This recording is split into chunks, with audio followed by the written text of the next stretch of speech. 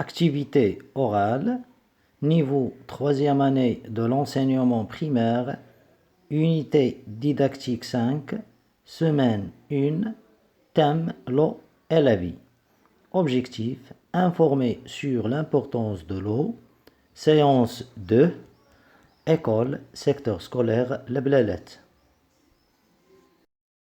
Bonjour mes élèves, dans la deuxième séance de l'activité orale, maintenant je vais vous représenter le dialogue qu'on a vu la séance précédente.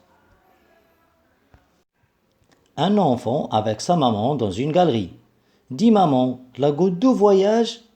Oui, elle tombe sous forme de pluie et traverse plusieurs lieux avant d'arriver dans nos robinets. Et pourquoi l'eau est précieuse? Elle est précieuse car c'est la vie pour les plantes, les animaux et l'homme. On l'utilise pour boire, se laver, faire la vaisselle, cuisiner, arroser les plantes. On l'utilise dans beaucoup de choses, oui, et on ne doit pas la gaspiller. Après l'écoute du dialogue, maintenant on va expliquer quelques mots du dialogue. On va commencer par « dis maman ». « Dis », c'est le verbe « dire ». Par exemple, « dis Reda, tu as fini ». On peut remplacer « dis » par « dis-moi » et on dit par exemple « dis-moi Reda, tu as fini ton dessin ».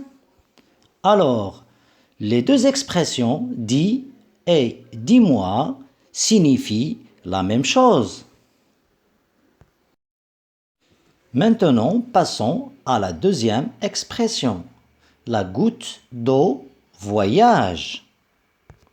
Pour savoir comment la goutte d'eau voyage, observons l'image suivante. Alors, au début, l'eau tombe sous forme de pluie. Ensuite, elle se ressemble dans des barrages. Après, elle se traite dans des usines pour qu'elle devienne potable. Enfin, elle arrive jusqu'à la maison par des canalisations souterraines. Passons à l'expression suivante, sous forme de. Regardez bien les images suivantes. On voit que l'eau prend la forme de glace. Le gâteau prend la forme du cœur. Et la gomme prend la forme d'un animal. Maintenant, on passe à l'expression suivante. Plusieurs.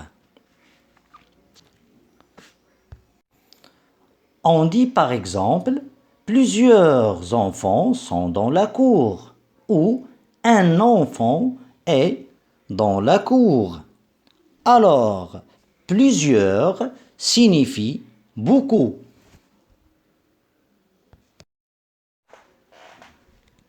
Passons maintenant à l'expression suivante. Pourquoi?